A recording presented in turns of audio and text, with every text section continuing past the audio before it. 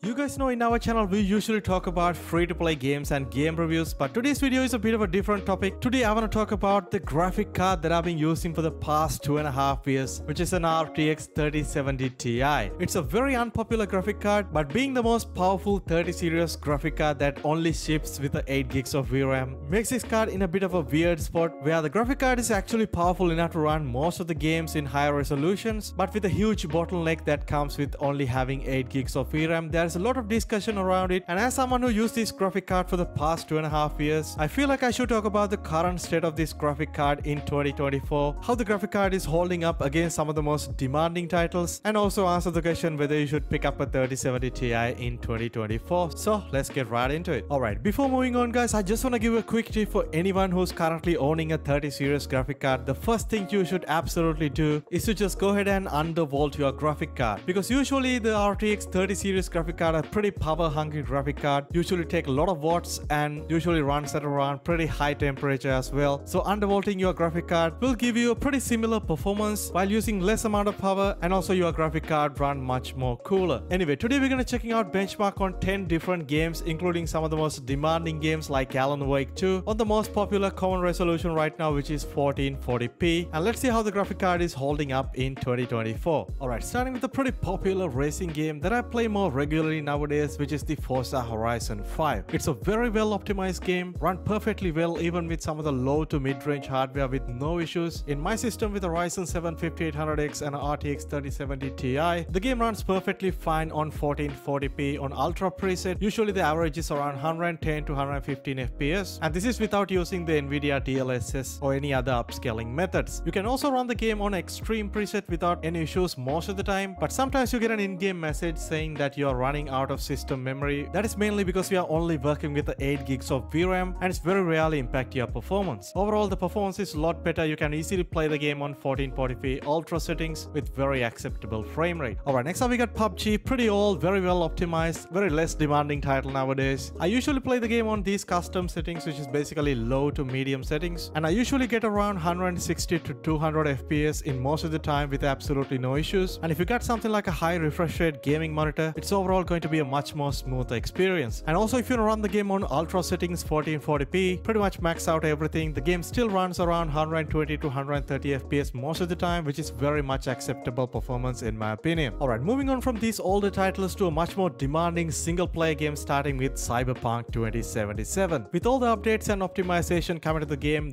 is in a perfect state right now to play and performs really well even with a low-end system like Steam Decks. On an RTX 3070 Ti, the game can run perfectly fine on 1440p DLSS set to quality. On ultra preset without enabling any ray tracing features, you can basically get more than 60 FPS pretty much all the time. Even in some of the most demanding city areas, the game runs perfectly fine. But if you want to play around with the ray tracing settings, I would suggest only enabling the ray trace local shadows, which basically set the ray tracing to low. You can still get an average frame rate around 60 FPS on 1440p, but enabling any other ray tracing features or path tracing are extremely demanding on this graphic card. You would get like 20 FPS, but overall performs pretty well on 1440p. You can easily get around 60 FPS. Very much playable experience.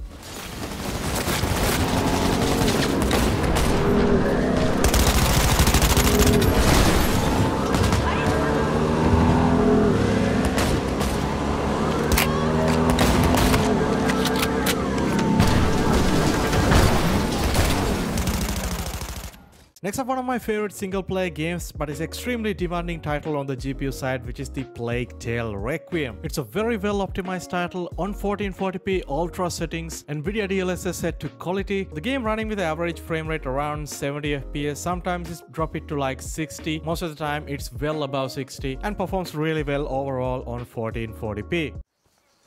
Oh, can I climb those rocks? Of course.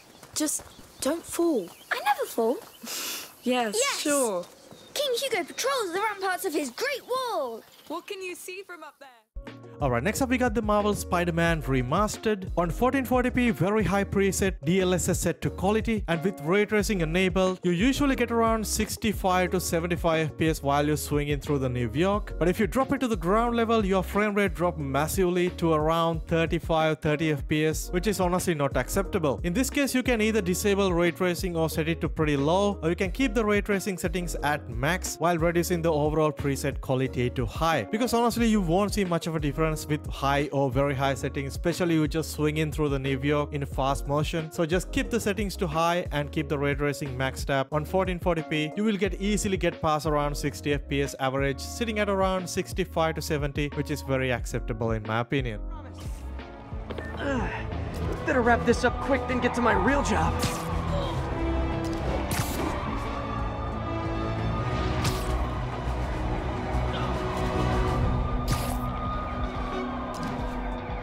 Looks like Yuri called in the cavalry.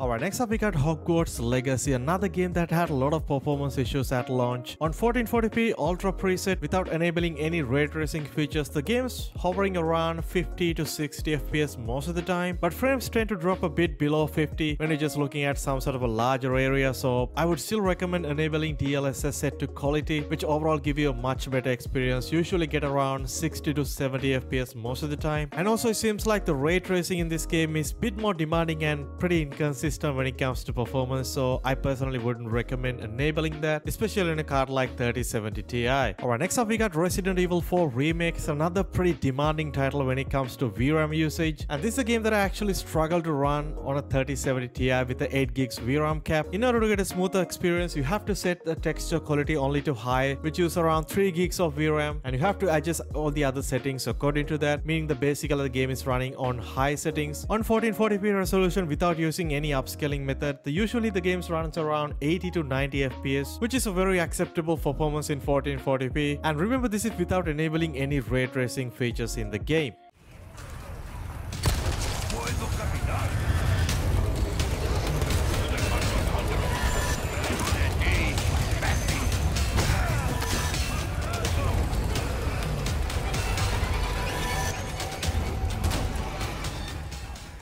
Next up we got a very recently released fighting game, Tekken 8, extremely popular title right now, and there is absolutely no issues running this game on 1440p ultra settings, and the game typically have a 60 FPS in-game cap, especially when you're in a match. So basically the game ran as full max out 60 FPS. Overall it's a very smooth experience. Alright, moving on, next up we got Alan Wake 2, probably the most demanding PC game you will find right now, and this is a game that I actually struggling to run on a 3070 Ti with a very acceptable settings, I would say. I tried to run the game on 1440p DLSS set to quality. On high settings I usually get around 25 to 30 FPS, which is basically like you're playing the game on a console. But on 1440p medium settings DLSS set to quality without enabling any ray tracing features, the game usually runs around 45 to 55 FPS, pretty close to 60 FPS. I would say the performance is better. You can definitely have a very playable experience, but it's definitely a game that is struggling to run in most of the modern day hardware, especially with the 3070 Ti with only having 8 gigs of VRAM. It's definitely going to struggle, but I would say it's still a very playable experience overall.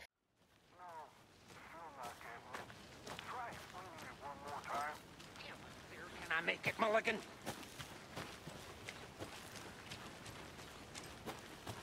I'm gonna go check something out.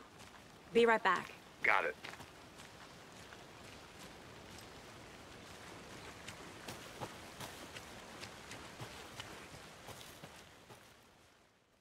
Alright, finally we got Ratchet and Clank Rift Apart, a beautiful game that very recently released on PC, available on PS5 for the most part. On 1440p, very high preset, DLSS set to quality without enabling any ray tracing features. The game runs at around 60-65 FPS most of the time, but sometimes in a demanding area it tends to drop to somewhere between 45 to 55. So if that happens, I would still recommend to dropping overall settings to high. The game runs perfectly fine on 1440p high settings, usually runs at around 60 FPS. FPS, so I would say the performance is pretty acceptable on 1440p. So finally, let's answer the question, is it worth picking up a 3070 Ti in 2024, especially if you are just looking for an upgrade or just try to build a brand new PC? Should you pick up a 3070 Ti? So my answer is probably you should not, with all the GPUs available on the market right now, especially if you are building a brand new PC. I would highly recommend you guys to go for a higher VRAM card, something with at least 12 gigs of VRAM, especially with all the brand new game releases coming up in the next year or so. You definitely need a better graphic cards with higher VRAM. Right now, if you can go for a 16 gigs of VRAM graphic card, you should definitely do that. But if you are primarily playing games on a low resolution like 1080p, or right now if you are using a graphic card like a GTX 1060 or an RTX 2060, 3070 Ti would be a pretty nice upgrade for your current system. Nowadays, you can usually pick up a second-hand card for like $300-$350, which is going to be a pretty nice performance boost overall. Well, that's pretty much it, guys. I feel like I covered pretty much everything I want to talk about in this video, and hopefully this video will helpful to you in some way, especially if you're just looking to build a brand new PC or just looking for an upgrade for your current PC. Hopefully this will give you a better idea if you are considering a 30 series graphic card. As always, guys, if you enjoyed the content, don't forget to go ahead and drop a like on the video and also subscribe. I catch you guys soon in my next video.